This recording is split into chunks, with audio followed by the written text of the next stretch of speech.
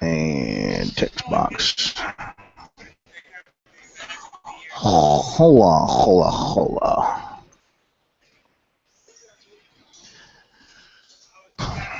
Because you can talk to me, right?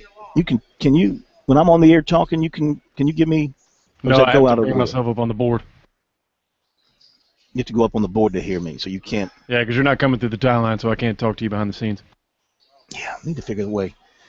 You need to give us. Stand by here. I got K-Mac ready. Okay, cool.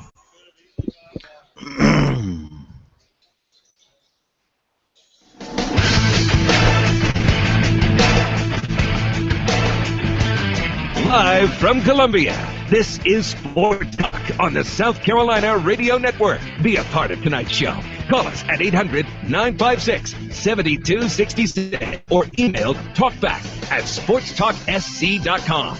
Now, here are your hosts for Sports Talk, Phil Kornbluth, Kevin McCrary, and Tom Hayes. This particular year, that's part of our journey. I think each and every time that we need to learn a lesson, we've been faced with it. Things were going our way early in the year. We had different guys. Things have gotten kind of, which is what happens. The season's long, and conference plays hard, and teams know what you're going to do, and the more games you play, the better they know you. Sometimes one guy will make one, and we might string two or three together, and it kind of gives us a little jolt to create some distance from some teams, and then we just kind of hang on for dear life, to be honest with you. A lot of basketball for you tonight on Sports Talk. Welcome into the program, Phil Kornbluth from Littlejohn Coliseum at Clemson, where the Tigers will be taking on Notre Dame tonight at 7 o'clock. Meantime, back in Columbia at the Colonial Life Arena, Kevin McCrary is on hand. South Carolina and Missouri, two teams at the bottom of the SEC. They, too, are going to tip it off tonight at 7 o'clock. A lot of excitement here at Littlejohn for the Tigers and the Irish. They're looking for a big crowd. Pom-poms are out in every seat except for those that will be filled by Irish fans. So they're looking to generate a great deal of excitement tonight, see if the Tigers can bounce back from their loss the other night at Miami. And K-Mac is over at USC at the Colonial Life Arena. K-Mac, how are things there as you get ready for the Tigers and the Gamecocks? Oh, the buzz is palpable, Corn. These two stellar SEC teams, 1-9 Missouri Tigers versus the 2-8 South Carolina Gamecocks here. Okay, all kidding aside, Corn, things are moving along closer to tip, and as much of a must-win as you can get for South Carolina, given that they are hovering around the cellar, losing to a Missouri team that's dropped 9 straight. It would be a huge setback for Frank Martin in this program as they try to inch forward the kind of progress that they can get right now in terms of a win. Yeah, South Carolina 2-8 in league play. Missouri 1-9 in league play. And as you mentioned, down at the bottom, the Gamecocks do not want to slip into that basement, Pro. And, of course, the USC women last night, Pro, not up to the test at Connecticut. They showed why, the Huskies did, why they've won 9 championships. Well, I think they wanted to send a message last night. They're the 2-time defending champion and, of course, have several national championships. And they didn't make any mistakes last night. I think they took advantage of every South Carolina turnover or missed shot or rebound they had, and it was just a dissection job. If you're South Carolina, you just have to believe in Newton's third law of motion. And that is, for every action, there's an equal and opposite reaction.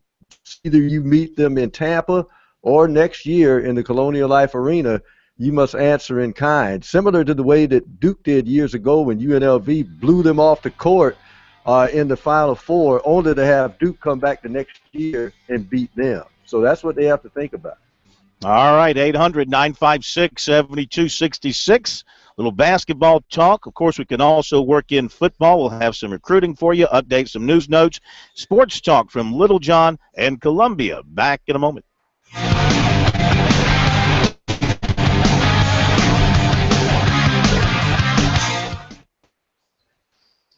Perfect. Yep. Very nice. Very nice.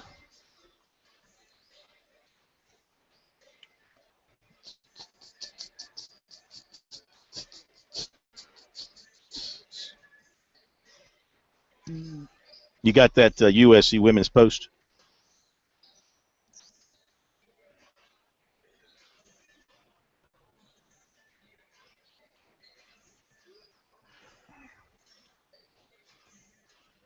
Go ahead and get that ready for Pro. We'll run that in the second hour. Oh, dadgummit corn.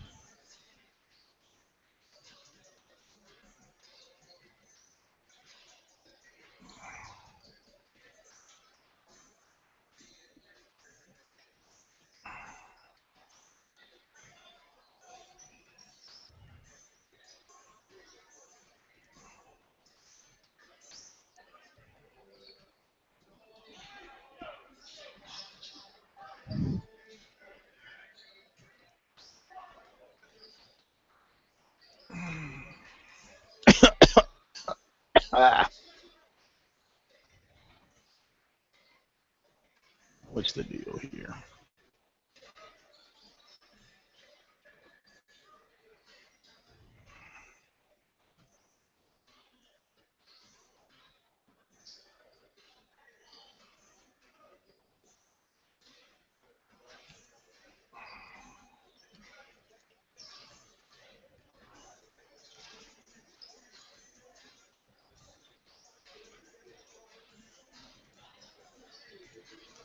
Do do do do do do do do do do do do do do.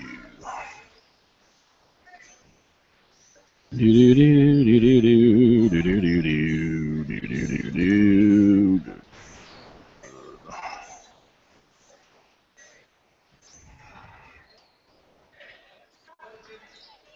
I already got Don rolling in the other room. Excellent. She has 2 players alongside her. Yeah, you'll just need to identify that for Pro. Let him know who it's going to be. That'll be something we can run the second hour. Okay. Tell Pro I'll bring him in to talk about this South Carolina State deal. Okay.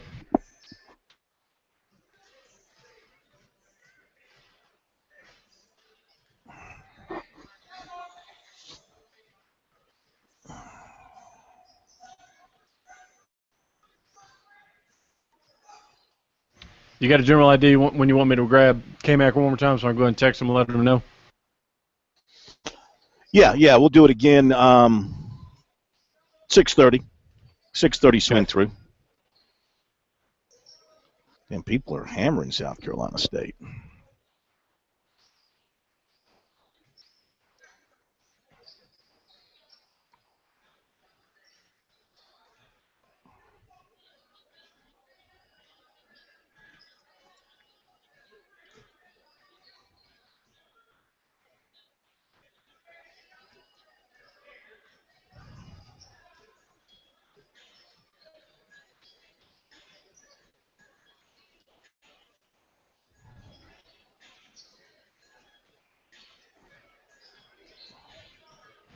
All right, stand by.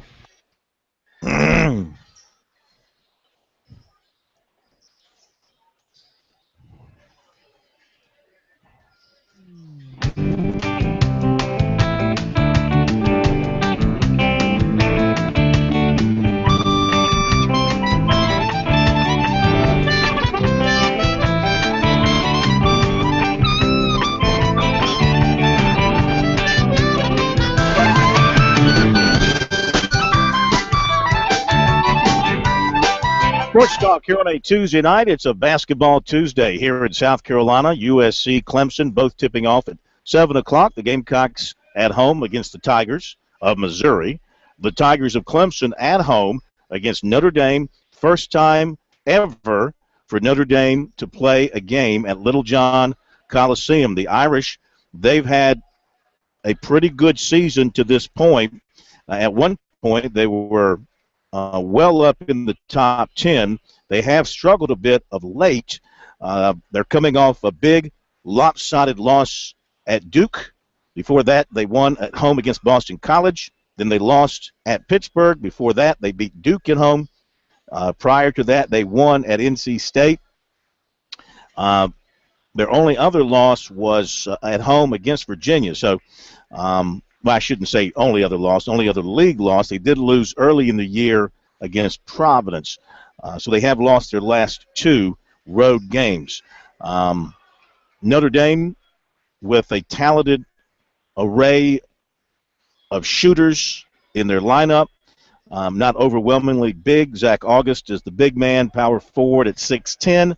Then they start three guys at 6'5", and the guard at 6'1". Leading scorer, name that should be familiar to Tiger fans, Jerian Grant, son of Harvey, nephew of Horace, averaging about 17 points per game. Also, of course, the brother of a former Tiger. So he has strong ties to this program. Notre Dame leads the series 1-0. Clemson lost last year up at Notre Dame in double overtime. Remember that game? 68-64 was the final in that one. Clemson 6-5 in the league, 14-9 overall. Notre Dame 21-4, 9-3 in ACC play. So we're looking forward to seeing the Irish and the Tigers. And by the way, this will mark the 1,000th broadcast for Clemson SID and basketball analyst Tim Beret on the Clemson Network. Of course, he is a Notre Dame grad, so it's a special night for him. But 1,000 games behind the mic tonight will be number 1,000 for Tim Beret. Congratulations to Tim. He's seen a lot of very good basketball over the years. He's also seen some bad basketball over the years with the Tigers. South Carolina and Missouri, teams fighting to stay out of the basement in the SEC. USC's 11-11, 2-8 in the league. Missouri 7-16, win the league. We'll get an update from K-Mac as to the health of the Gamecocks. Of course, at Vanderbilt, they did get Demetrius Henry back the other day. Justin Mackey, according to Frank Martin yesterday, did not look like he would be able to go tonight. He's still dealing, had a little setback with the concussion issues, still dealing with that. And Brandon Steele tweaked his knee at Vanderbilt, though that should not sideline him. And, of course, Shameik Shepherd, who had a hand injury. He's also dealing with a knee situation again. He's been a little bit banged up and questionable as well. This Missouri team, they have a new coach. They have been struggling all season. They struggle to score. They have a 6'11 man in the middle in Canal Post. They have a 6'9 forward in Jannar Williams III, the team's leading scorer. They go 6'4", 6 feet, and 5'11 in their back court. Missouri coming in, and obviously they have not played good basketball. They're coming in on a looks like a 3-6-9 game losing streak. They opened. This is the funny thing, Pro.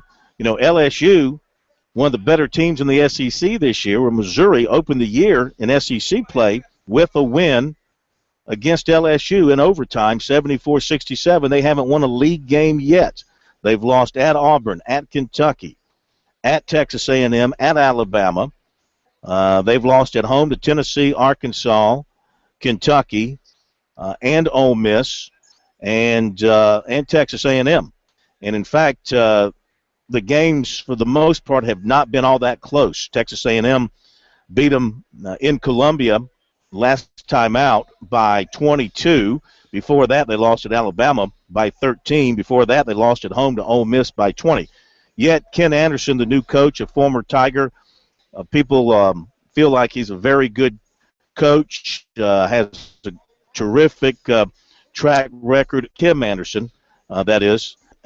He's won 281 games in his career, and they feel like in time he will get it done at Missouri once he gets his players in. They get used to playing in his system. So good opportunity, Pro, for the Gamecocks to get a win, get that third win in SEC play, try and build something positive here and see if necessary, if the game is tight late, if someone steps up and delivers a clutch shot from the field or a free throw to get them over the top.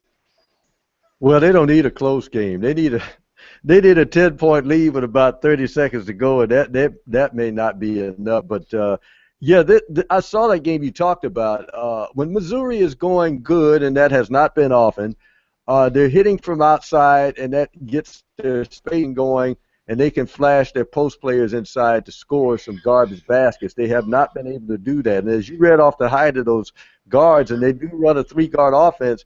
Part of their weakness is you can just see it by their guard play is that they don't rebound well. And that's the key point, too, is offensive rebounding.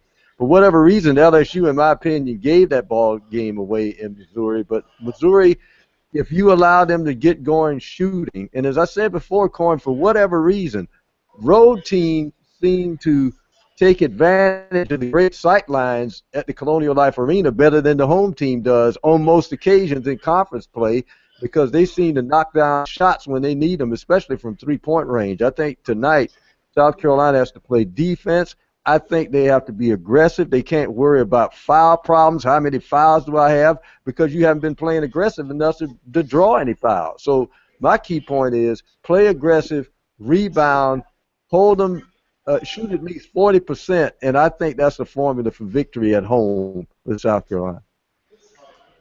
Well, we'll see if the Gamecocks can find that kind of a shooting touch because, as we know and as we've watched, they tend to go through long stretches when they can't score. Vanderbilt had an 18-0 run against them. That was a long, long stretch when the Gamecocks couldn't score. And there was a shorter stretch in that second half when the Gamecocks were losing that 12-point lead in Nashville when they just could not make a bucket. They couldn't score at point-blank range. They couldn't knock down a three. And so Frank Martin saying yesterday that players need to show courage in those situations to stand up and make a big shot, but not just make a big shot, but take the shot. And I really think Sindarius Thornwell is the most talented player on the team. Would we argue about that? Would we not agree that Sindarius Thornwell is projected to be and probably is the most talented player, maybe the one that's got the ability and the size to go to that next level? He took 7 shots against Vanderbilt early in the year. He was not bashful about taking shots. I think he's the guy, and he says he's feeling good. We know he's had some knee issues, but he says he's feeling pretty good. He's got to be the guy, I would think, to take this offense by the reins in tight games late and take that shot or try and get to the basket and get fouled. He should be the guy.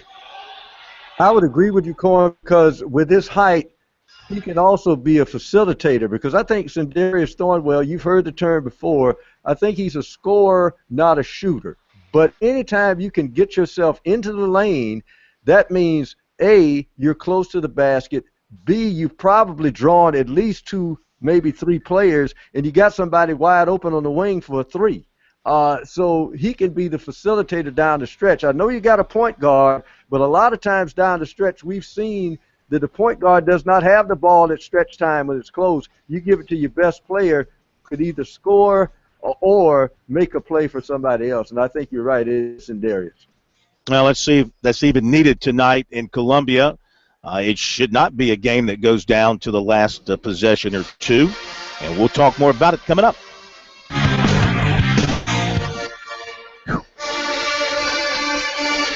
I have to remind myself to look at the page. Follow Graham's flight path here. Yeah, I'm watching. Any callers? No, sir. Wang, wang, wang, wang, wang, wang, wang, wang, wang, wang. Wang, wang, wang, wang, wang, wang, wang, wang, wang. Wang, wang, wang. Wang, wang, wang, wang, wang, wang, wang, wang, wang, wang, wang, wang, wang, wang, wang, wang, wang. Wang, wang, wang, wang, wang, wang, wang, wang, wang, wang, wang. Wang, wang, wang. Wang, wang, wang, wang, no wang. Oh, wang, wang, oh, wang, oh, wang, oh, wang, oh, wang. Wang, wang, wang, wang, wang. Wang, wang, wang. Wang, wang, wang, wang. Wang, wang, wang, wang. Wang, wang, wang, wang. Wang your wanger, touch your wanger, jump your wanger, eat your wanger, yo, yo, yo, yo, yo, yo, yo. Yo, home, da da da da da. Hey, hey, hey, huh, huh, huh. Wang, wang, wang, wang. Wang, wang, wang, wang. Wang, wang, wang, wang. Wang, wang, wang, wang. Wang, wang, wang, wang. Wang, wang, wang, wang.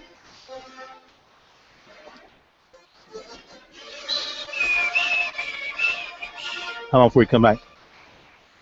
10. Stand by.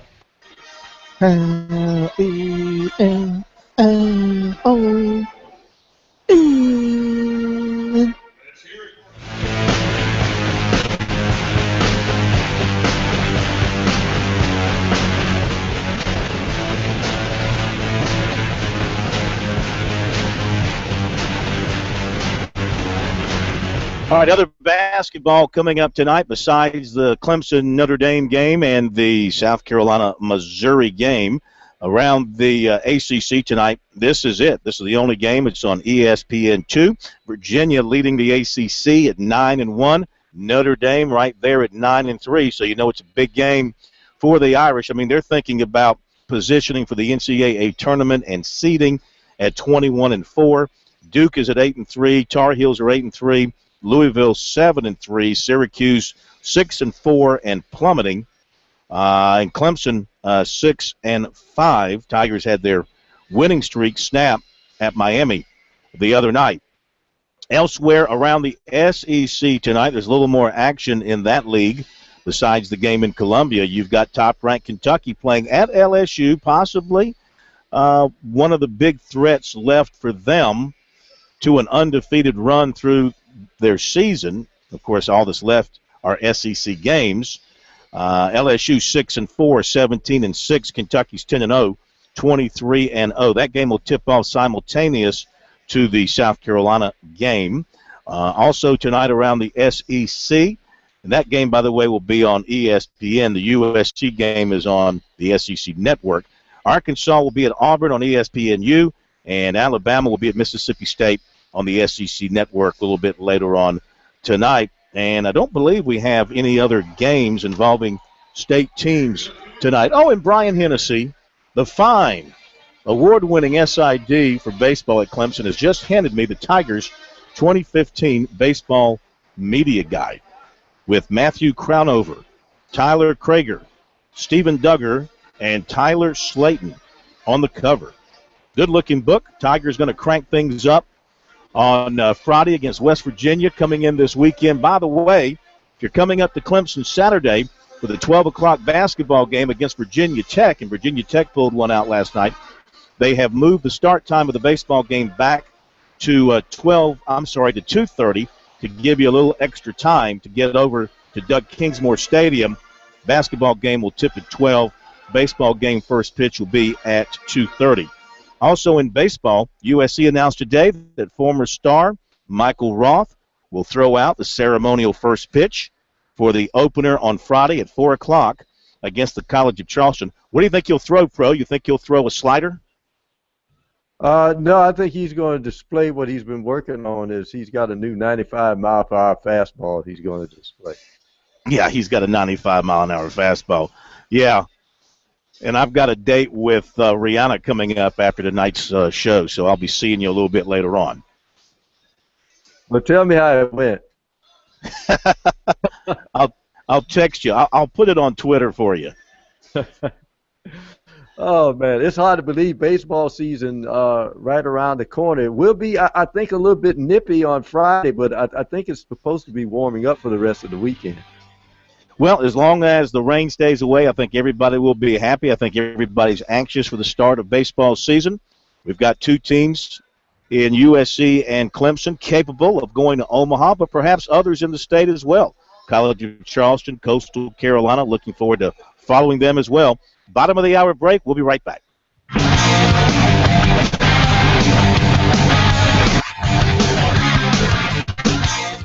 buddy.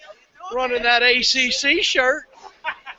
I'm appropriate, right? Yeah. I'm appropriate. This is clean and free. What more can I tell? Free is good. We behind Brownell. We're going to get her some shit. Right here, you can see everything. Well, Philip, in 2 years, awarding it here when they come back in here, where will the media be? Probably further back.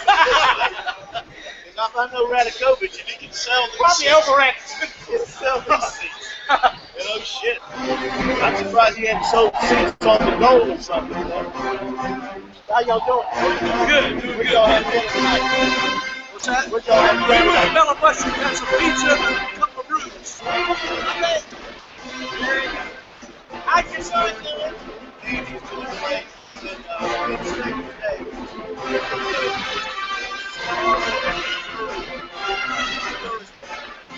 Still more than that SEC. Even though we're already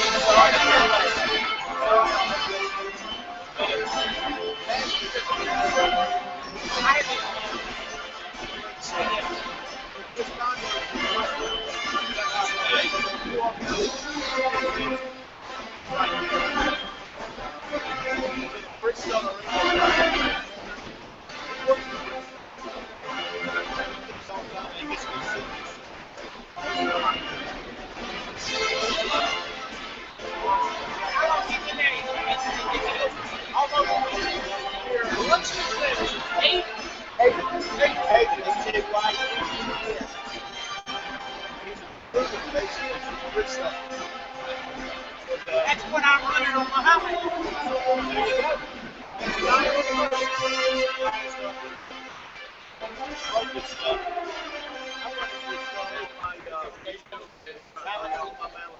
Reese's car's got fish. Especially when those things Bradley. Wear those out. Get your family discount. There you go. How's everybody? Good. We all want to say Daddy 94.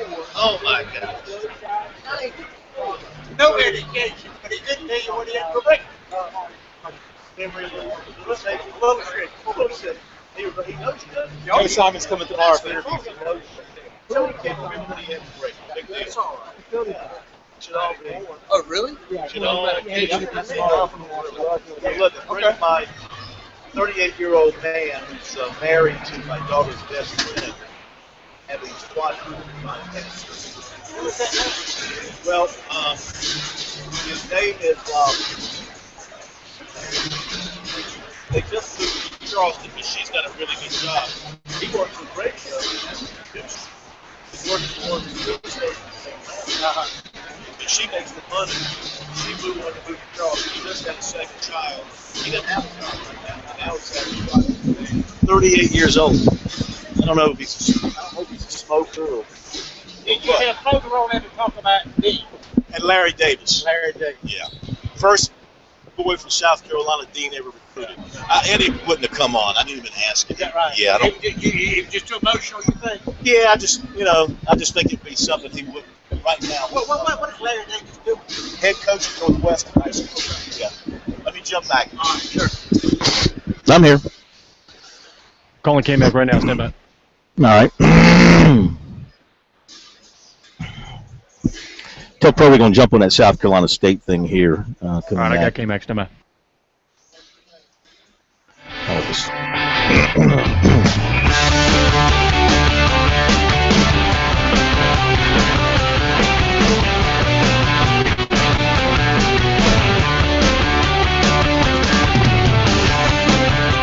We are back.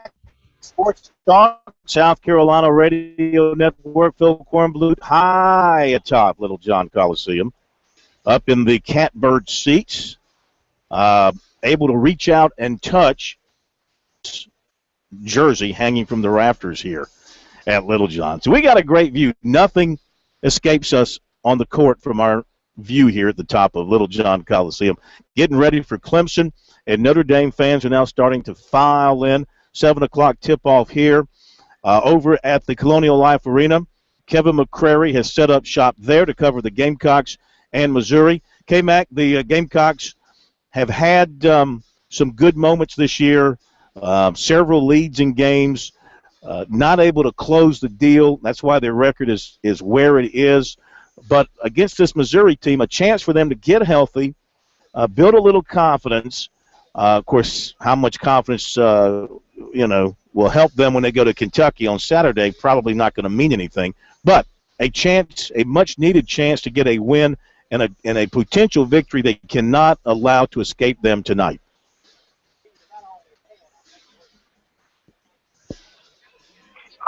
42, 43, 44. Sorry, Corn, I was counting how many people are here. I think I'm up to about 55 people here with about 30 minutes till tip. Not a big crowd here at Colonial Life Arena, needless to say, for this matchup between the Gamecocks and Tigers. You mentioned getting healthy, though, and the Gamecocks, it looks, will not be getting too healthy with another player out tonight. Marcus Stroman, battling an illness, is not going to play in this matchup for the Gamecocks tonight, so they're going to be short-handed yet again. Wow, that's Stroman on the shelf. K-Mac, do you know about the availability of Shamik Shepard and Brandon Steele? Are they set to play tonight as far as you know? As far as I know, I think they are a go. I saw them out there doing the warm-up. Now, of course, doing the warm-ups doesn't always mean that they're going to be able to play, especially when you're talking about the guys that have been dealing with the concussion-like symptoms. But I do expect both of those guys to be out there, but not Stroman. It's like there's always a guy that's out, it seems like, the past few games, whether it's been a concussion or a sprain or an illness now in the case of Stroman. Yeah, they just can't get a healthy roster together here of late and get their full complement of players ready to go. You mentioned fans are slow to get in there, and it's not going to be a big crowd. Let's don't fool anybody. The men, they only draw well when one of two things happen. One, they're playing well and winning games, and fans will come out. Or two, when Kentucky comes to town. Outside of that, you're going to have your 8,000 to 9,000 there tonight in all likelihood. 7 o'clock tip-off on television for a team that's really struggling. Under. 8,000 or 9,000, I'll go under. All right. Well, let's hope you're wrong. Let's hope a nice crowd turns out and gets behind the Gamecocks. Thank you, K-Mac. We'll catch back up with you during the ball game, get a halftime update from you over at the CLA. Now, Pro, one of the big stories today does not necessarily it's not all about sports. It's about bigger issues than that, but it does impact sports in our state, and that's the story coming out of the State House about South Carolina State and the possibility that they're going to shut it down for a year. What can you tell us about what's going on there? Well, it's in the House Ways and Means subcommittee. I think that's on provisos, and they're voting on the possibility of shutting down the school. And my opinion of that is this is a shot beyond the yard arm just to let people know, including fellow legislators, how serious this problem is. Because it's far-fetched, and I don't see it happening, how suggestion of suspending the athletic program, dismiss the faculty and all state employees with South Carolina State, including the faculty, terminate the Board of Trustees, and then decide that only the students who have a 2.5 grade and higher will have their tuition paid for to transfer to another state, a school in the state. And I just can't see. First of all, I can see various personal and institutional lawsuits coming if you go that far. And also, since it's the sports talk show, one of those lawsuits will come from the Mideast Athletic Conference, because you take South Carolina State out of the mix, you're messing with all athletic schedules, including, of course, football and basketball. So this is in the subcommittee right now in debate. So it's long before it even reaches a Senate or a House floor. But the suggestion is out there, and you got to take it seriously, and that's what they are talking about. So that's where we are with that. Wow, that certainly sent shockwaves through the state when that story came out. And keep in mind, too, South Carolina State plays South Carolina and Clemson periodically on their football schedule and other schedules, too, and they're scheduled to play at Clemson in 2016. And so you're talking about a situation there where I got to believe in the contract, if it's broken, there could be some penalties that you face there. I agree with you. Sounds like to me just a lot of hot air, a way to maybe wake some people up, maybe scare some people. I don't know.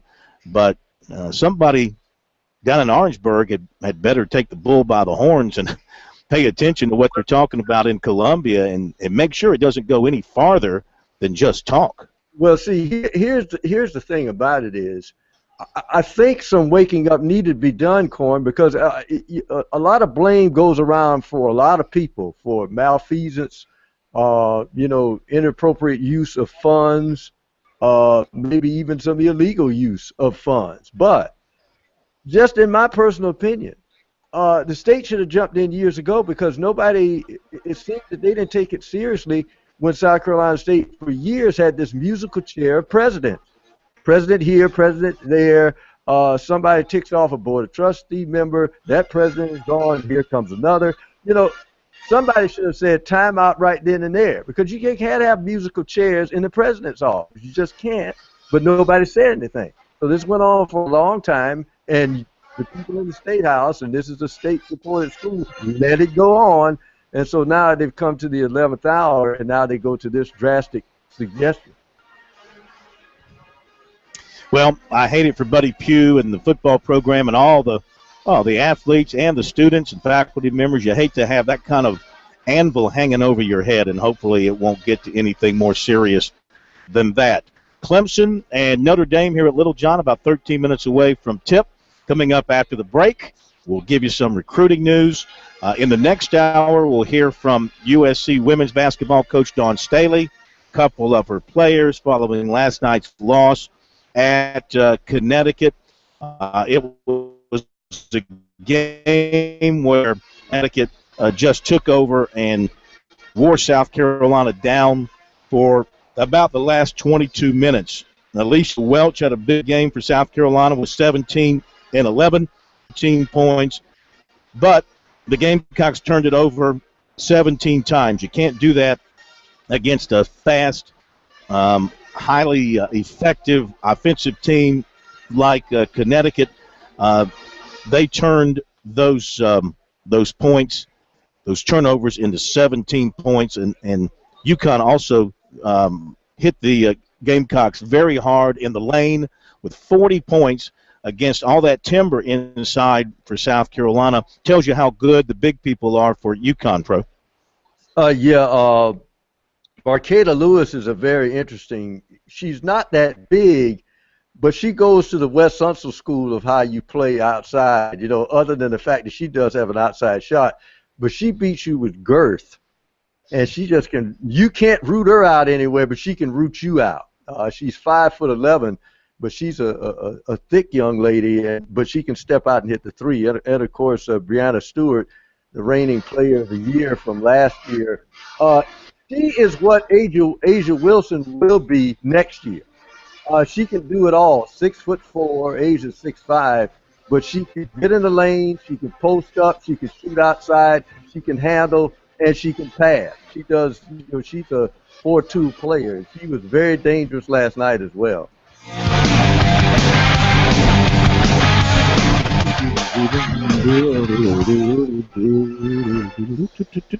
Excellent, excellent. All right, I'll do recruiting here so I can get that done before we get to the national anthem and all that, hopefully. Okay. Hopefully.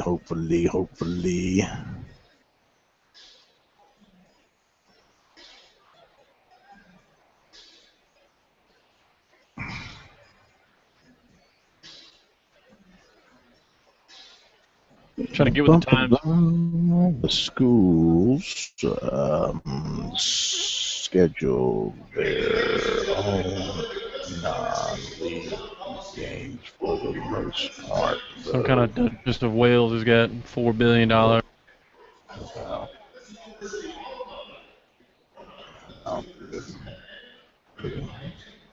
Games together.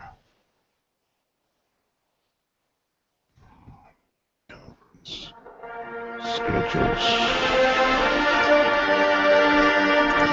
No.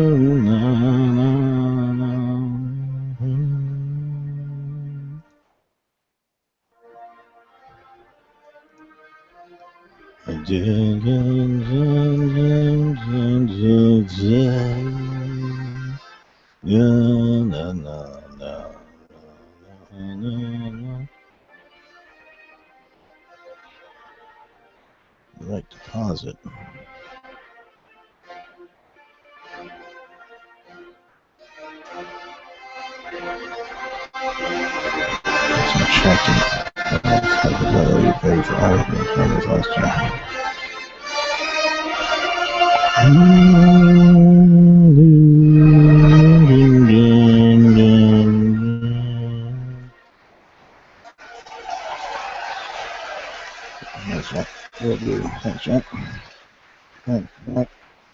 I will check into that. Only from Clemson.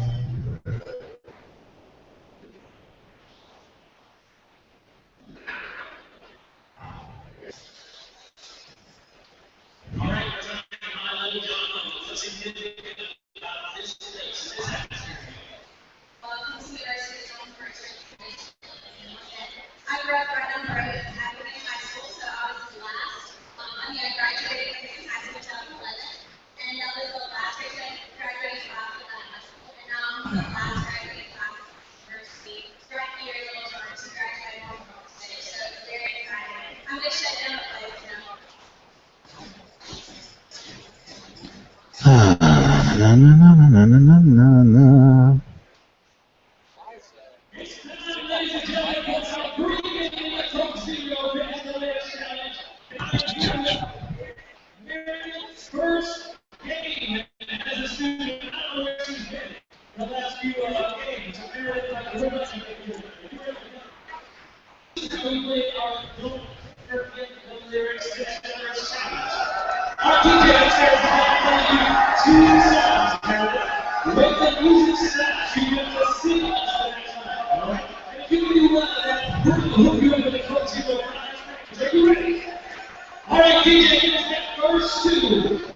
You think we can hear you over all that crap? Corn, we're about to come back. Yeah, I think so. All right, stand by.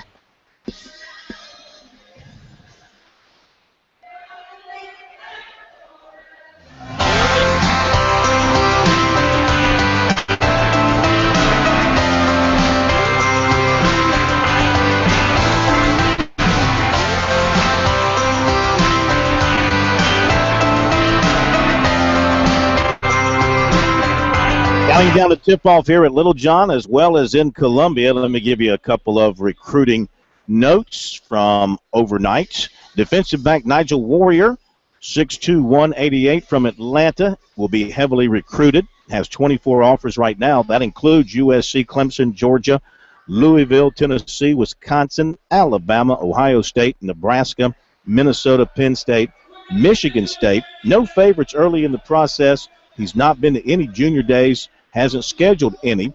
His only game day trip last season was to Tennessee. Right now he doesn't have any visits planned for the spring. Suffice it to say, he's taking things slowly with his recruiting.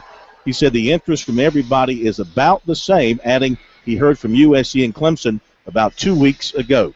Last season he had 76 tackles, 5 interceptions, returning 1 for a touchdown.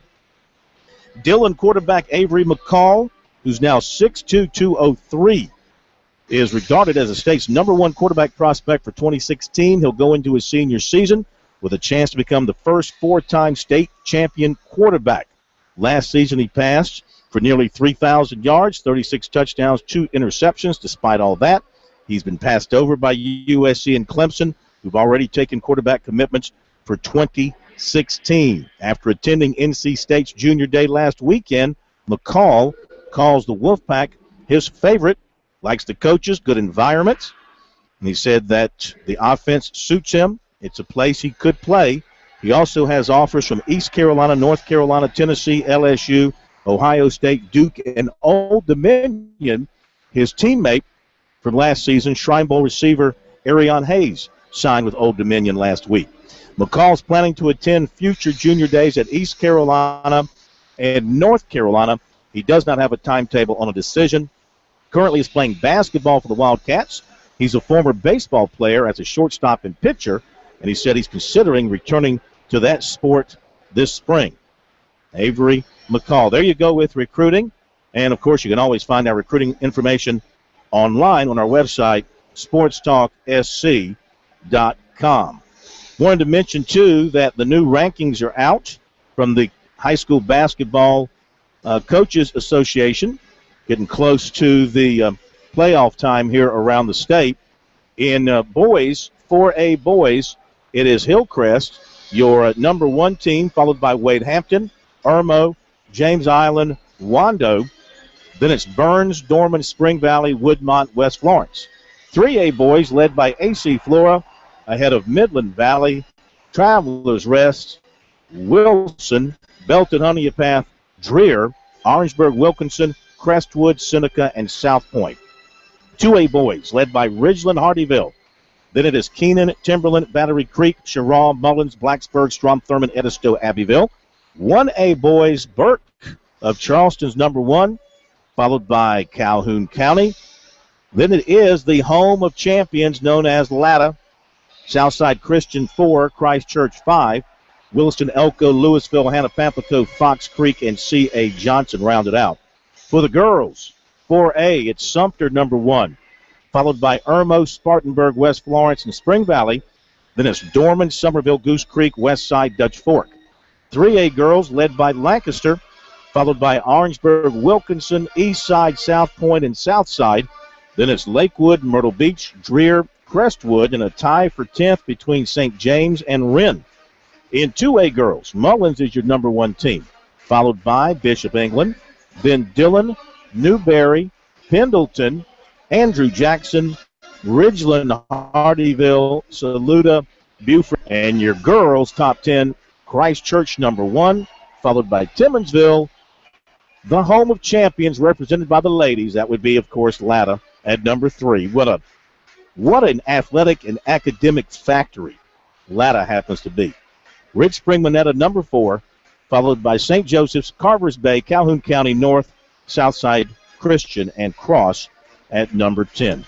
Yeah, Pro, have you ever seen a high school like Latta that dominates academically, athletically? It's the perfect package for anybody who'd like to move there, live there, and play there. By the way, the Ways and Means Committee is meeting on Latta as well. No, just joking. Leave Latta alone, people, please. Leave it alone. All right, we're coming up on a tip-off here in just a couple of minutes. We're going to let Pro take things over. When we come back from this break, he'll take you to the top of the hour, into hour number 2. He'll let you hear what Dawn Staley and some of her players had to say after last night's loss at Connecticut. I'll be back with an update at halftime. Of course, follow along on Twitter, both me here at Littlejohn, K-Mac over at the Colonial Life Arena, and, of course, our post-game coverage at SportsTalkSC.com. Pro comes back after this break on Sports Talk.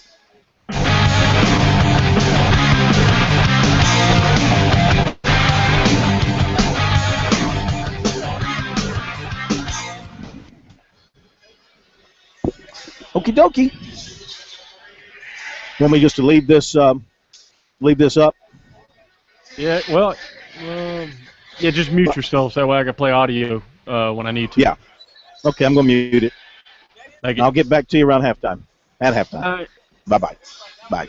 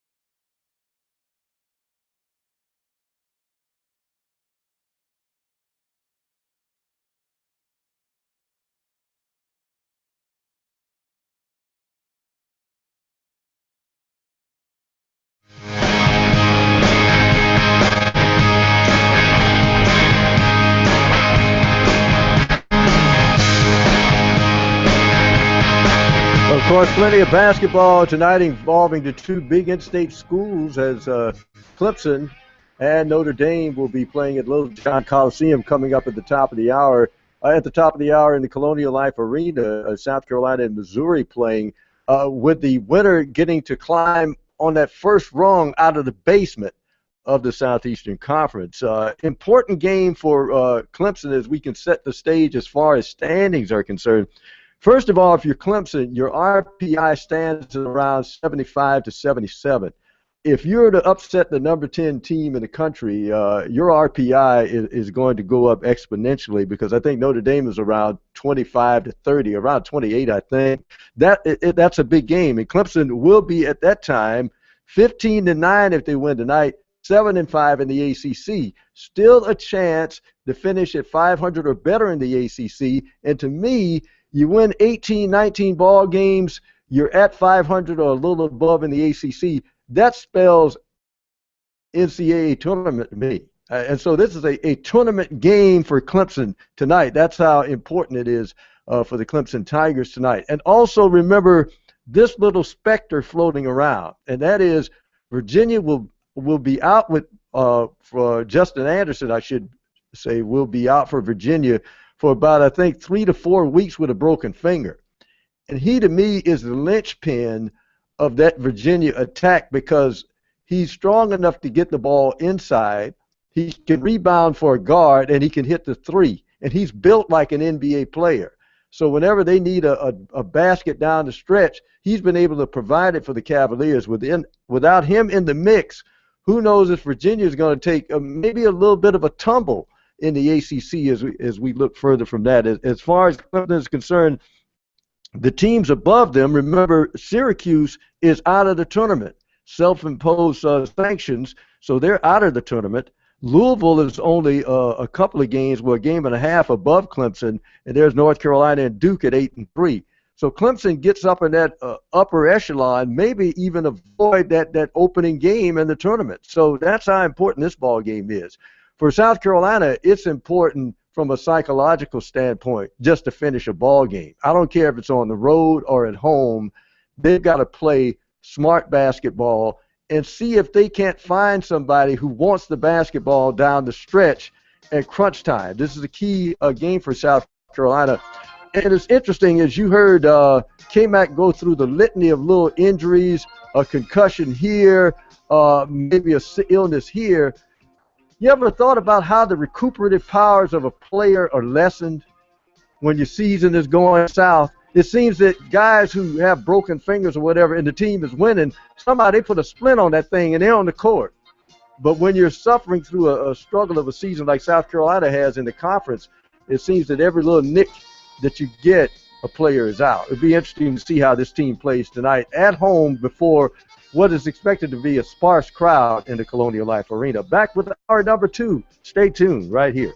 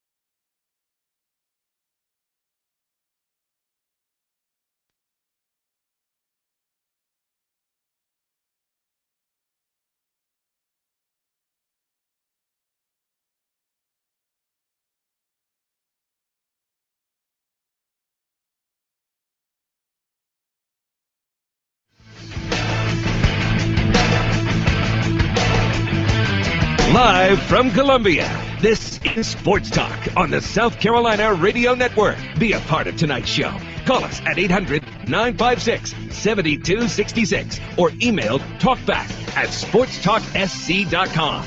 Now, here are your hosts for Sports Talk, Phil Kornbluth, Kevin McCrary, and Tom Hayes.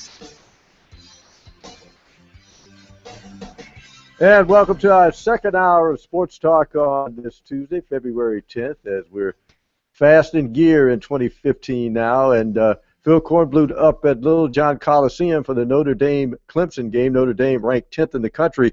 First time ever. Hard to believe because their football team's been there, but this is the first time the Notre Dame Fighting Irish basketball team has played a game in Little John Coliseum. And that's tonight, of course, they're members of the ACC in basketball, not in football. And, of course, KMAC stationed at the Colonial Life Arena tonight. We'll have updates on the South Carolina game as well as Clemson as we go through the second hour. And should we turn out State Man, just an early upset alert, I'm just kiddingly saying, but LSU out to a 10-2 start over the Wildcats of Kentucky, as Kentucky is the team that's trying to stay perfect now, but South Carolina's women losing last night. Only two teams have the perfecto records right now. That's the Princeton women and, of course, the Kentucky men. But LSU, the Mickey kid, I love him. 6'10", can block shots, can run, can shoot outside, kind of do everything, block shots, as South Carolina found out the hard way in Baton Rouge. So LSU out to a 10-2 lead to Kentucky early in that ball game. Before we jump into Dawn Staley in a few minutes after our next break, I want to update you on a couple of items in the NBA that does affect some players with South Carolina ties, and of course the Hornets. The Hornets had a pickup today as they made a trade to get Mo Williams from the Minnesota Timberwolves. Mo Williams, a 12-year veteran, has modeled many uniforms in the NBA, but one of those patented scoring point guards, and I think it's a good acquisition for the Hornets that Kemba Walker is out for another 5 weeks or so after having knee surgery to repair a ligament. So Elliott Williams was waived by the Hornets to make room for Williams and Troy Daniels. And remember, Mo Williams did have a 50-point game, I think, back in December for the Timberwolves. So this guy can score. We'll see how he can help because the Hornets are in the playoff race, and I think they're currently sitting right there on the 8th spot in the NBA. As far as other news in the NBA is concerned, Tyrone Corbin, who played his basketball at AC Flora High School here in Columbia and had been on the NBA circuit for years, had been an assistant coach and a head coach part-time for the Utah Jazz, had taken over as interim coach with the Sacramento Kings. But apparently he's going to have to either move over a seat or just give up the coaching altogether with the Kings, because the Kings are ready to announce, I guess after the All-Star break, that George Karl, who's coached many NBA team, you can remember him at Seattle and Denver, he will be the next coach of the Sacramento Kings, according to reports. So Ty Corbin, will see where he'll go. And, of course, the Hawks did make a trade today, Adrian Payne going to the Timberwolves, ostensibly to make a roster spot for maybe Ray Allen to sign with Atlanta. Ray Allen playing his high school ball here in South Carolina. Back with Dawn Staley on Her Thoughts with UConn in a moment. Stay tuned.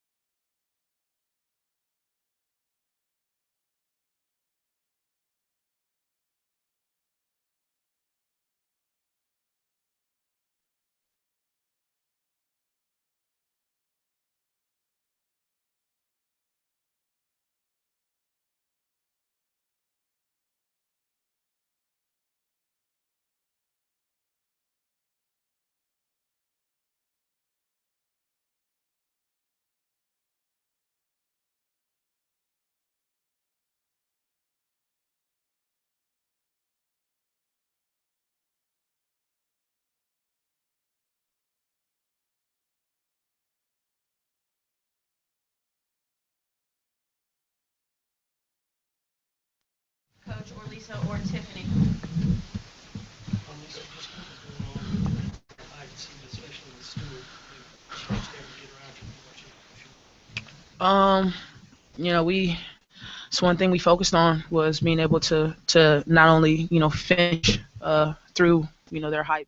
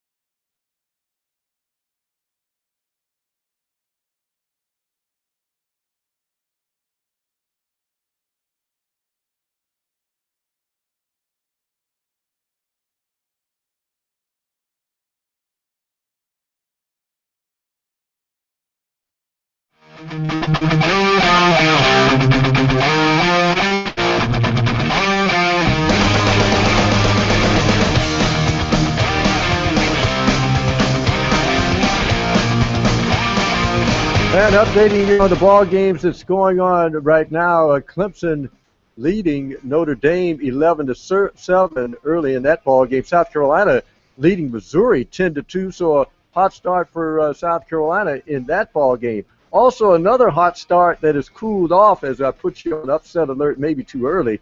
It's LSU 14, Kentucky 13. LSU once enjoyed a 10-2 cush early, but you knew that adrenaline rush was going to wear off on the Tigers, and Kentucky would get back in the ball game. So it's now 17-13, LSU over Kentucky. Last night, never did get the adrenaline rush for South Carolina. They did have a 15-13 lead early in the ball game, about 7.5 minutes in, but then UConn went on that 13-2 run, a 13-0 run to take the lead, and they were never headed the rest of the ball game and beat South Carolina up in Stores last night, 87-62. Dawn Staley and two of her stars, Alicia Welsh and Tiffany Mitchell, met with the media after the game, and they start off with their leader, Alicia Welsh, who had a good game with 17 points and 11 rebounds. You know, so one thing we focused on was being able to not only, you know, finish through, you know, their hype, but also being able to defend it. You know, it's just they made plays. You know, at the end of the day, they made plays, and you know, there's things we have to look at and work on to make sure we can correct the mistakes we made, especially on the defensive end. What did you learn? I learned that we got beat by a really good basketball team, but I thought the effort was there. I think we need to, really, we got finished. I think we saw when you get great positioning, you can be really efficient and effective. So hopefully that's a lesson learned from playing against this competition that, some of our players can add to their games. Going into former All-American point guard, a big player in your career, I think she's a great point guard. I think she's a great facilitator. She keeps the defense honest because she can hit it from outside. She can drive it to the basket, and when you have as efficient shooters as around her, it makes her even a better point guard. So she looks great. She looked great. She ran her team. Dawn, it seemed like Elena got frustrated, kind of early, just not having anywhere to go so much that what you are trying to do offensively. Um, if I'm her, I'm frustrated too because it's hard working down there and not getting the ball as much as you probably want to get it. But for our team, she's got to continue to work. She can't just give up on plays. She's got to continue to keep people honest down there. Not just for scoring, just for exhausting our opponents. And I didn't think we had enough of that. Coach, how do you not let this loss sort of pile into another one? The type of thing that took place today, you guys not really being able to find ways to sustain defense to slow down the game. I mean, we're playing the toughest conference in America. If you don't come ready to play, then you'll have, some overlap from this game. But we got a team that's really focused. We got a 24-hour rule, so we'll be dejected for the next 24 hours, and then we got to move on because we got to play an LSU team that's playing extremely well. Tiffany, you guys kind of stunned if you ever think this could be the outcome.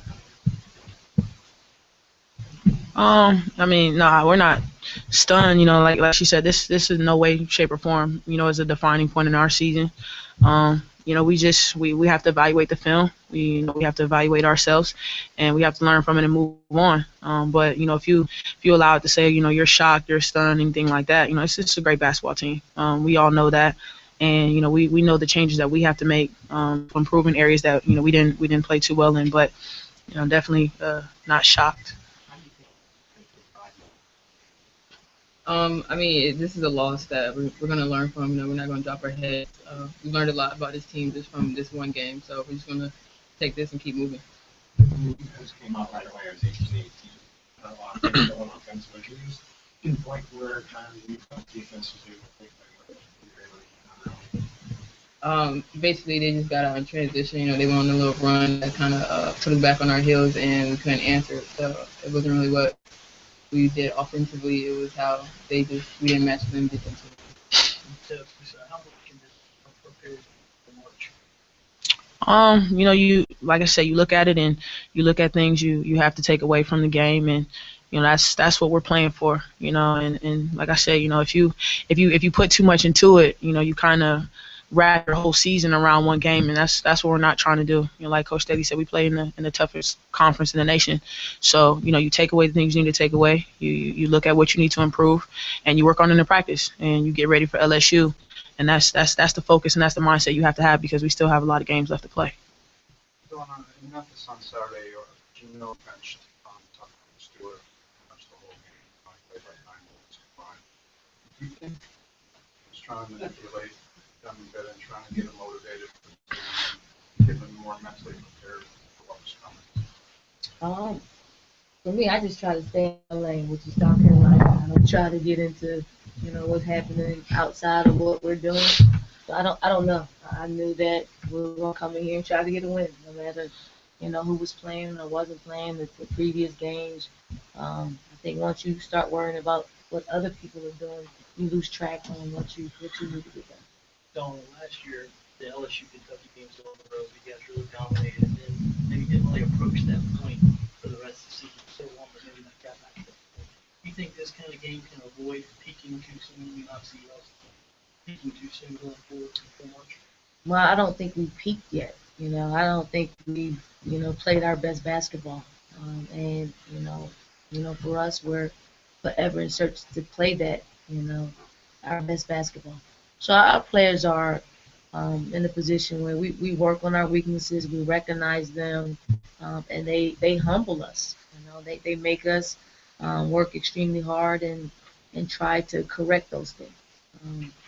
So for us, we got LSU. We're tied for first in our conference, and we don't want to lose sight of being a really good basketball team. That's what we are. Well, what makes you guys so impressive? Is it just their efficiency? Well, it's they figure out who should shoot the ball, who should have the ball in their hands, and they're patient enough to wait for it. And if you lose patience, they're going to score easily, and that's what they did to us. And obviously we got some things we need to work on, but from an efficiency standpoint, from finding the the right person with the ball, and makes basketball a beautiful thing to see. Coach, you're trying to take this program to new heights. A night like this is kind of part of the journey. And you kind of expect to go through the downs when you're trying to compete with UConn on an annual basis. This is absolutely a part of our journey. I think, to accomplish some milestones that we have this particular year, that's part of our journey. I think each and every time that we need to learn a lesson, we've been faced with it. This is no different. This isn't, a destination game for us. We have a lot of basketball left to play, and the only way that this works for us is if we use it and we learn from it. Learn from it. That's the key. Remember, Dawn Staley got on the phone with Gino Auriemma and really wanted to schedule this game, and she offered to come up to Stores, this year, and then the return trip by UConn next year to the Colonial Life Arena, because she thinks she's got a championship-worthy team, and the only way you learn to be a championship team is to play the champion, and they did it last night. UConn was number 2 in the country, but they were a 12-point favorite entering the ball game at home. It'll be interesting to see what the team does going forward, because that was a lesson learned as UConn. They didn't need any kind of motivation last night. All they could do is look at the rankings and say South Carolina 1, UConn 2. We're the defending champ. That's all the motivation they needed. South Carolina did not answer. I don't think they were physical, and they end up losing the ball game. But a quick turnaround for South Carolina, because Thursday they got to worry about LSU, remembering that South Carolina is tied with Tennessee at 9-0 in the SEC. So they've got some business to turn to back in the SEC. More in a moment. Stay tuned.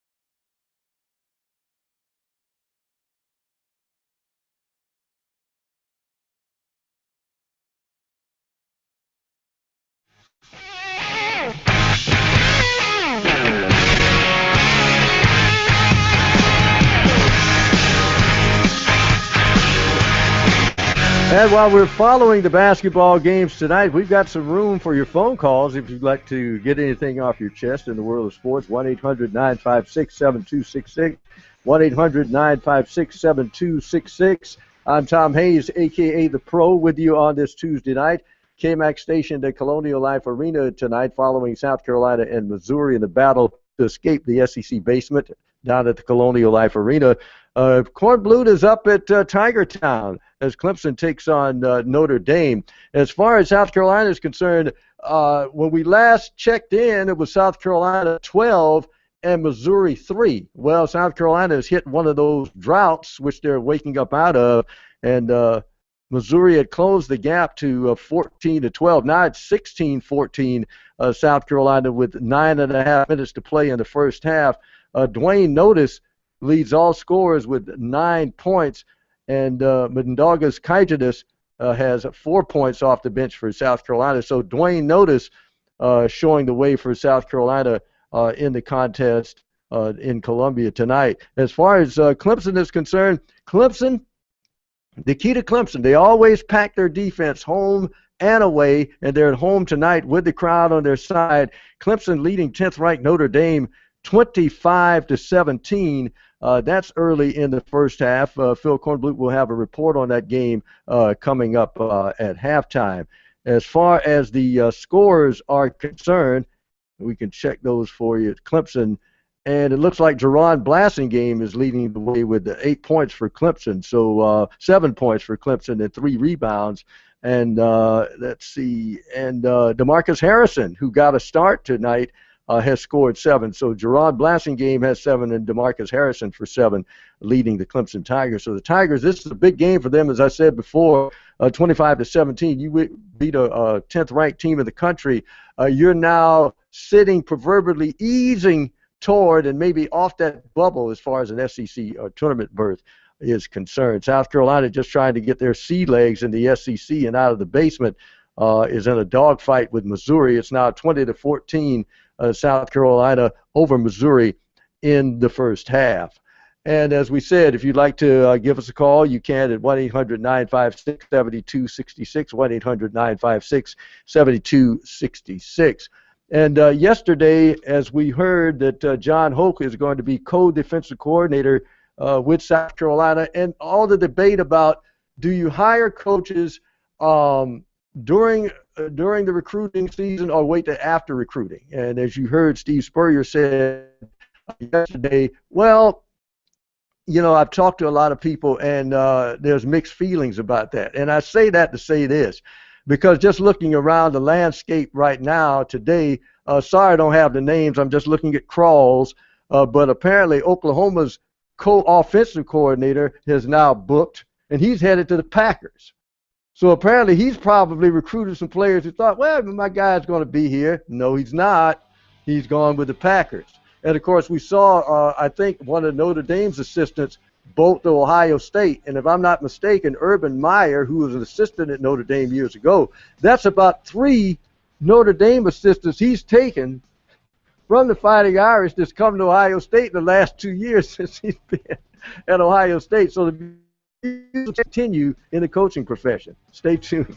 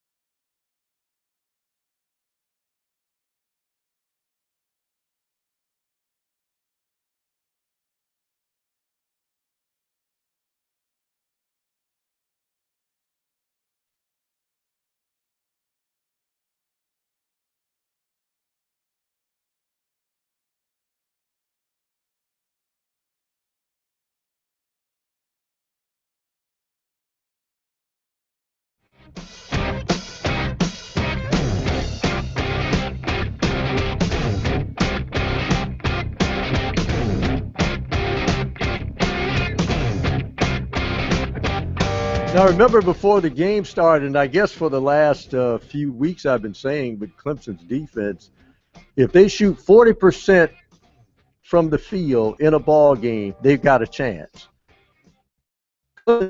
Now shooting 57% from the field, but it's not a blowout because Notre Dame can score with you. But Clemson with a 27-22 lead in the first half over the Fighting Irish.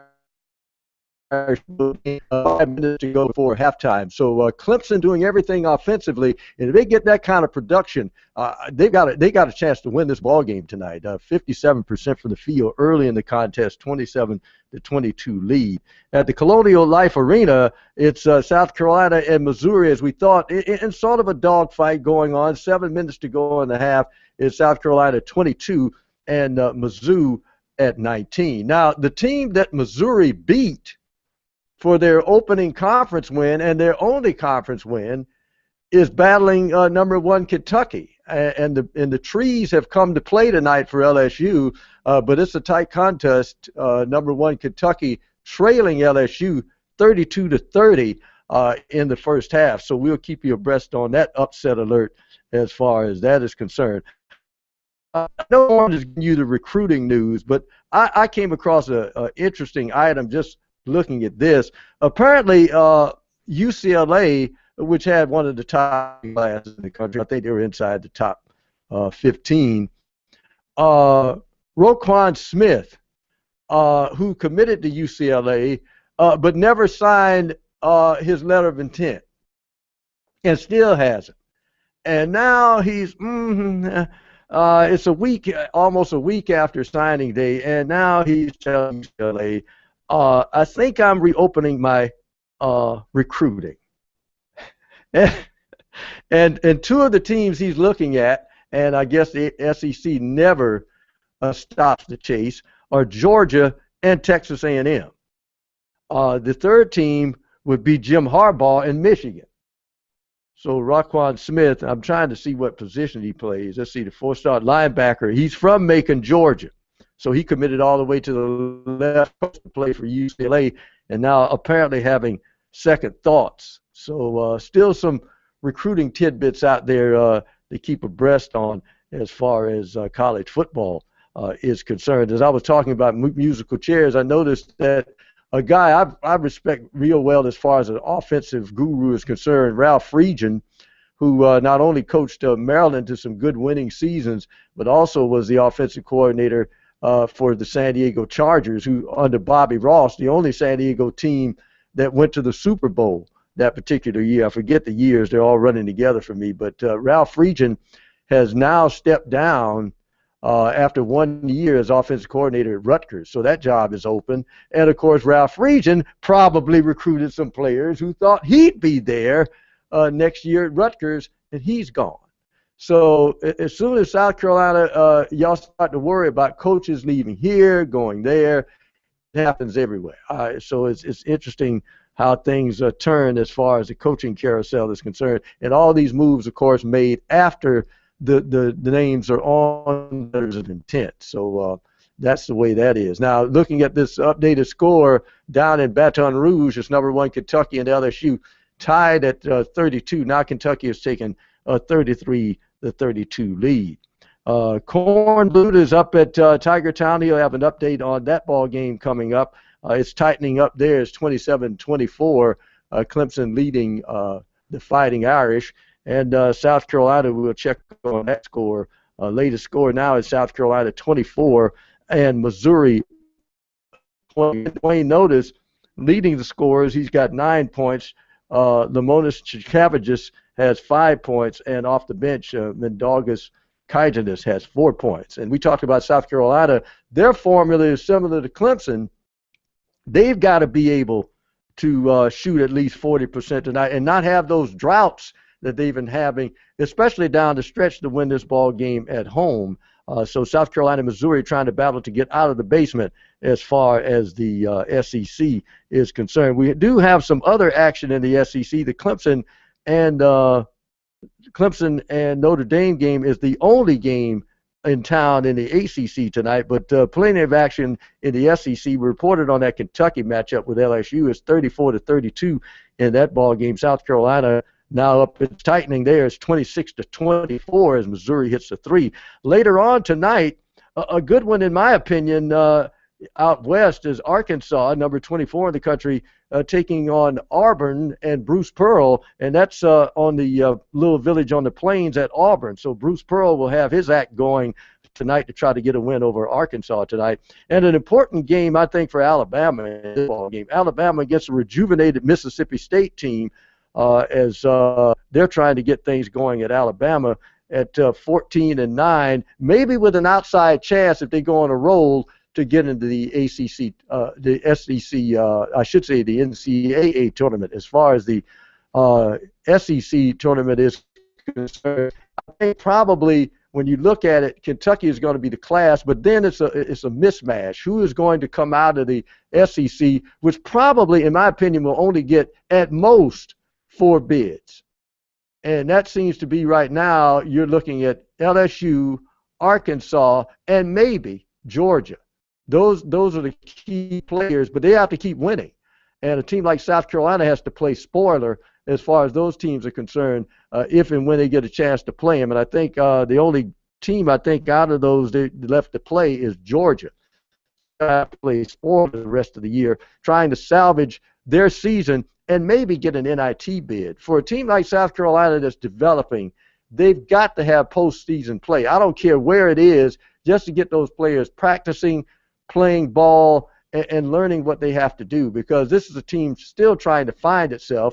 This is the same team that you saw just wore out Clemson at the Colonial Life Arena, wore out Oklahoma State, and beat Iowa State on a neutral court up at Brooklyn. So somewhere along the line, they've lost their offensive identity, and they've got to rediscover it before the season is over. And South Carolina, again, in one of those protracted droughts, had Missouri catch up, and it was 26-all until South Carolina just hit a 2-pointer. So South Carolina and Missouri, it's 28-26 South Carolina there at the Colonial Life Arena. Updating you at Clemson, we've got 2.5 minutes to play, and it's Clemson still leading Notre Dame 29-26. Now the worries for Brad Brownell is this: if my team is shooting 57% and they normally shoot 40 or below, and we're still only leading by 3, there's some worries there.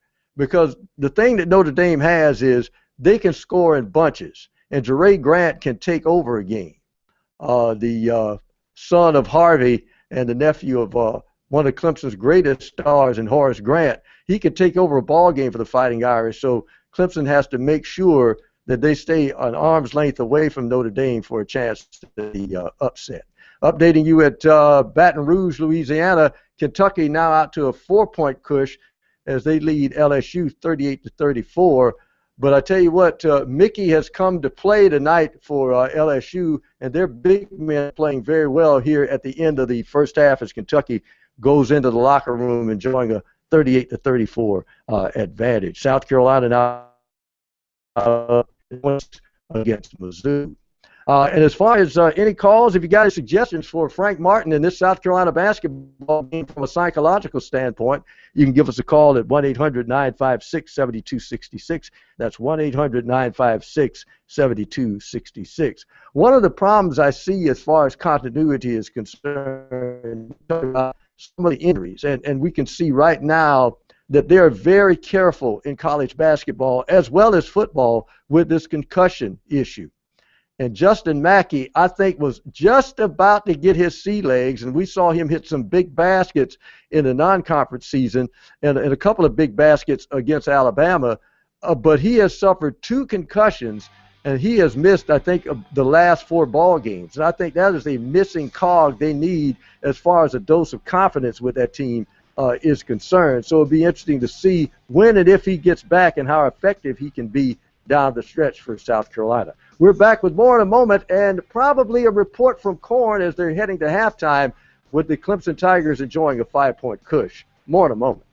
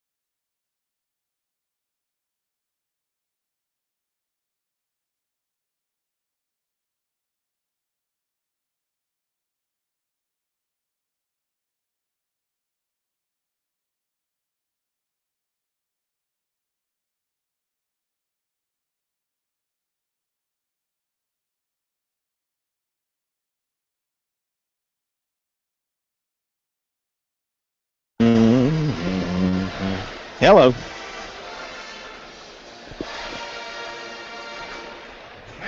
Hello.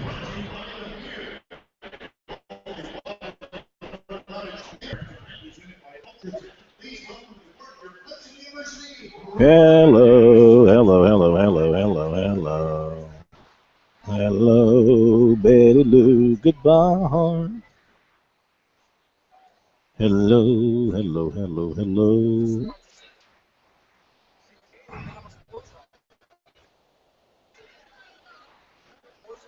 Dun, dun, dun, dun, dun, dun, dun, dun, dun, dun, dun, dun, dun, dun, dun, dun, dun, dun, dun. Notre Dame 29 halftime stats. Hey, man.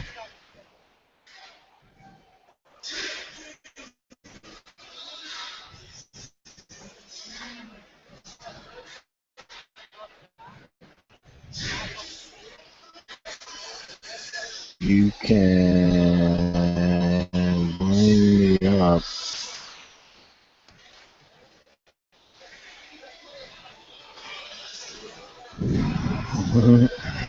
Are you copying me?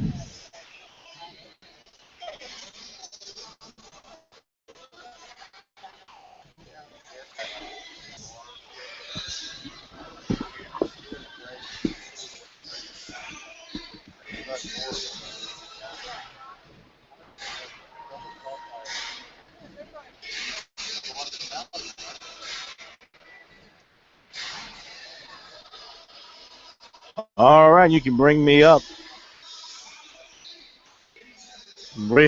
I said beam me up. I said you can bring me up.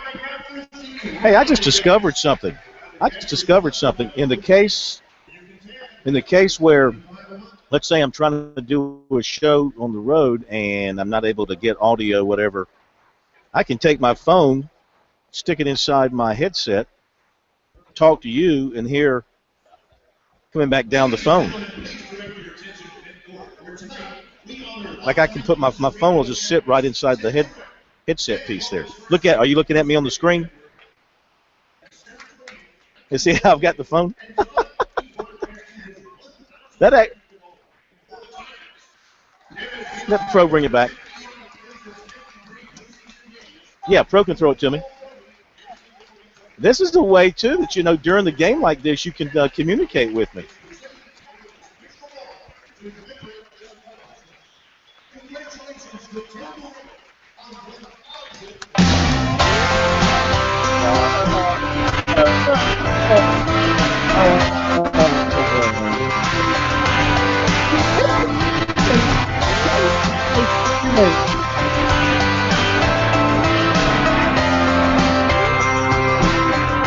And they're at halftime at Tiger Town. They've got a good one going, and Point Blue is there for all the action. And Corey, the first question I was going to ask you, how do you leave Jerry and Grant wide open at the top of the circle? Yeah, it's one of the few mistakes the Tigers made. It was a really good ball game. Both teams shooting it decently. Clemson was in the 50s percentage-wise for much of the half, finished at 47%. Notre Dame at 44%. Clemson leads 31-29. And Grant hit that shot at the buzzer at the end of the half, Jerry and Grant, to cut it to a 2-point game. Boy, he is a terrific player. He's as smooth as silk. And he leads all scorers with 12 on 4 of 6 from the floor. For Clemson, it's Blossom Game, the high man. He's having a terrific night. 5 of 6 from the floor, 1 3-pointer. He's got 11. Harrison off the bench is 3 for 3, one of the better showings for him in recent games. He's got 7, and those are your leading scorers for the Tigers. Clemson 3 of 6 from 3. Notre Dame 4 of 10. Tigers have not attempted a free throw to this point. They've only turned it over twice. Notre Dame's only turned it over 4 times. So, both teams are playing good, hard defense, being protective of the basketball, and it's been clean basketball. Clemson's winning on the glass 18-13. And let's see if there's anything else here significant. A couple of blocks for each team. Both teams have 7 assists. It's about as an even game as you can have at halftime with Clemson up 31-29, Pro. Yeah, I was saying, that I thought if Brad Brunell had any worries, we talked about this before, with their defense, you would think Clemson shoots 40%. They're in any ball game, got a chance to win any ball game. And as you said, for most of the half, they were way up in the mid-50s in shooting percentage. But Notre Dame, with their prolific scoring, they were sitting right there next to the Tigers when you thought maybe Clemson had a chance to maybe get some space between themselves and the Fighting Irish. Yeah. It's Notre Dame's such a good offensive team. Any five guys they've got on the floor at any one time, they can score. I mean, they average 80 points per game. So, look, you hold them to 29, a team that is second in the ACC in scoring at 80 points per game.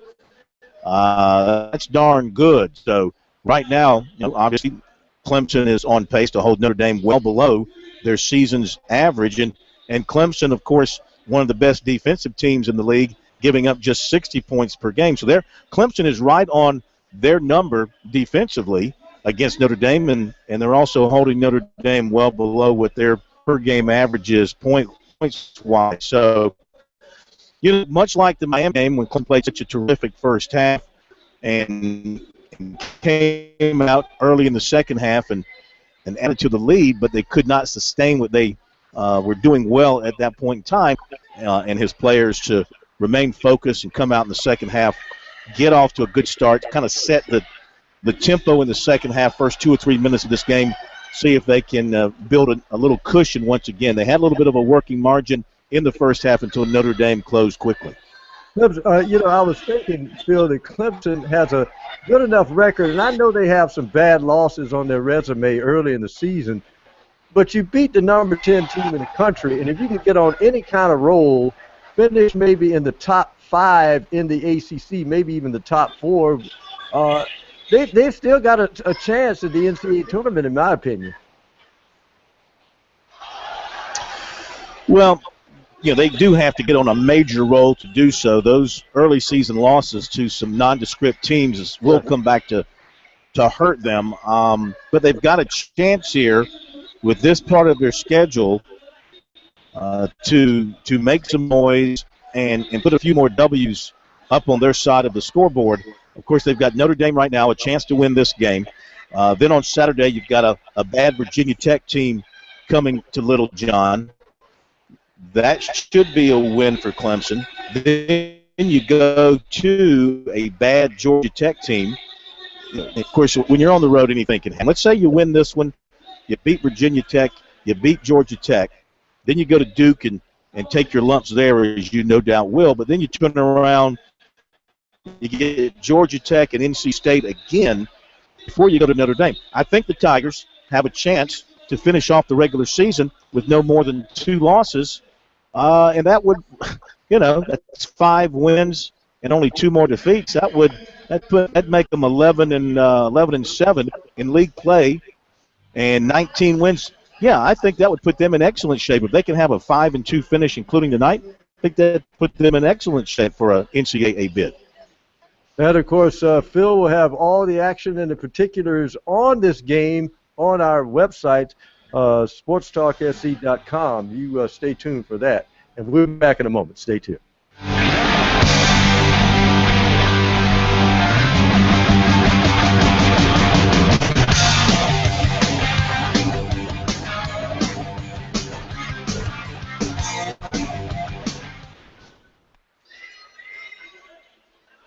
All right.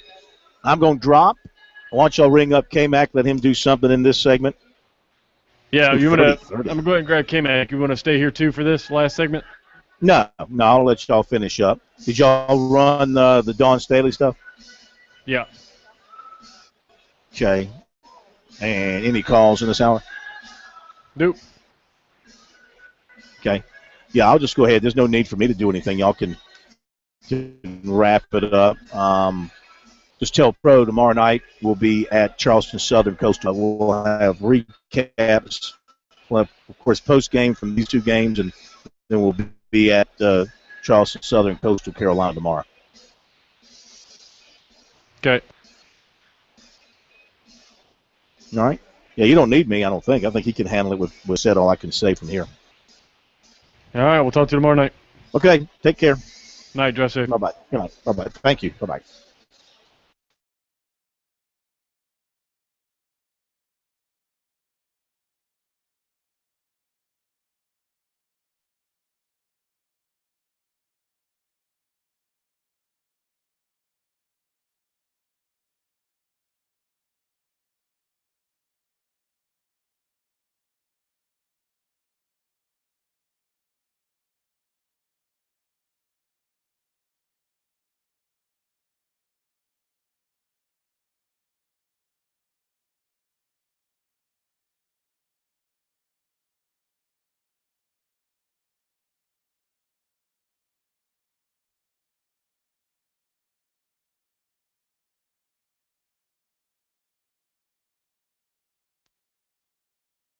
I